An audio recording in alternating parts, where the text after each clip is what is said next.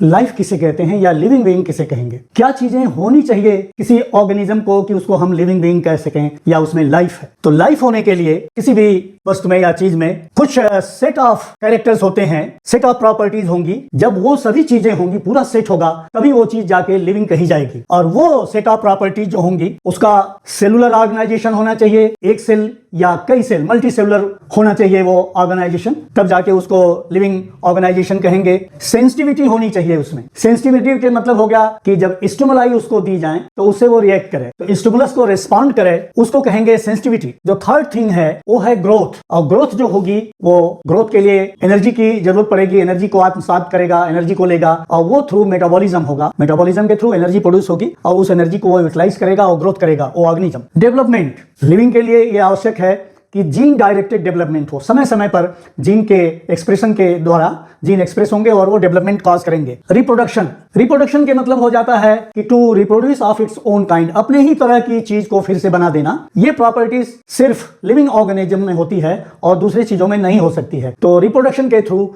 Gene का transfer होगा एक जनरेशन से दूसरे जनरेशन को। रेगुलेशन, जितने भी लिविंग ऑर्गेनिजम्स हैं सबको अपनी बॉडी को रेगुलेट करना होता है, इंटरनल रेगुलेशन करता है। नंबर 7 जो है होम्योस्टेसिस। जो भी लिविंग ऑर्गेनिज्म हैं वो होम्योस्टेसिस मेंटेन करते हैं, चाहे उनके बाहर का जो कोई भी इन्वायरमेंट की कंडीशन हो, इन्वायरमेंट की कंडीशन से अलग होके वो अपने इंटरनल कंडीशन को वो मेंटेन करते हैं, उसमें फ्लक्चुएशन नहीं होने देते हैं। हेरिडिटी, एक जेनेटिक सिस्टम पाया जाएगा जो लिविंग्स होंगे और वो जेनेटिक सिस्टम जो है वो डीएनए के द्वारा बनता है और डीएनए एक जनरेशन से दूसरे जनरेशन को इंफॉर्मेशन को लेके जाएगा। ये जब पूरी सेट ऑफ प्रॉपर्टीज जब किसी ऑर्गेनिज्म में होंगी तभी उसको लिविंग या लाइफ कहेंगे। नेक्स्ट वीडियो में हम देखेंगे कि लाइफ या लिविंग बीइंग्स की ओरिजिन कैसे हुई।